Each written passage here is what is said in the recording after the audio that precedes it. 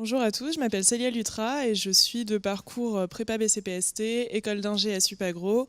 Et en dernière année d'ingénieur, j'ai fait un master recherche en maladies infectieuses humaines à Marseille.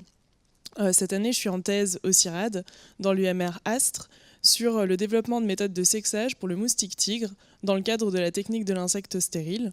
C'est une thèse qui fait partie d'un projet ERC qui s'appelle Revolink. La technique de l'insecte stérile, elle a été théorisée par Knipling en 1955 et elle consiste à relâcher des mâles stériles élevés en masse sur le terrain et ils vont entrer en compétition avec les mâles fertiles présents sur place. Donc on va en lâcher entre 3 et 10 fois plus que les mâles fertiles sur place. Et donc à chaque fois qu'ils vont copuler avec une femelle, il n'y aura pas de descendance, ce qui va faire chuter les populations locales. Pour pouvoir faire de tels lâchers, on parle de millions de moustiques par semaine. Il faut être capable de produire en masse ces mâles et donc de les séparer en masse des femelles.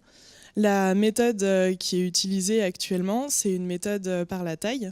Donc ça consiste au stade de nymphe à séparer les mâles des femelles. Donc comme on peut le voir sur l'image du haut, le mâle qui est à droite est beaucoup plus petit que la femelle. Et donc ça, on l'observe, ce dimorphisme sexuel de taille, on l'observe dès le stade de nymphe. Donc on a des méthodes par la taille, mais ça permet de récupérer qu'environ 25% des mâles.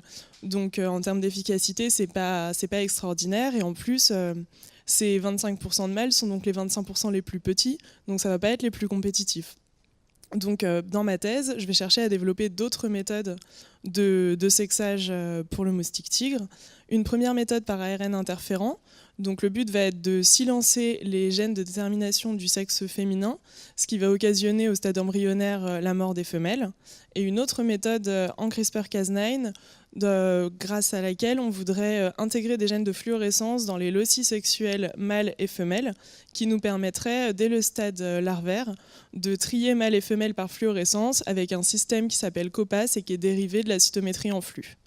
Donc ces deux systèmes vont être comparés à la méthode de référence et on voudrait voir si ce serait plus efficace ou moins efficace qu'une méthode de référence pour le sexage et donc pour développer la technique de l'insecte stérile contre ce vecteur de la dengue, du chikungunya et du Zika.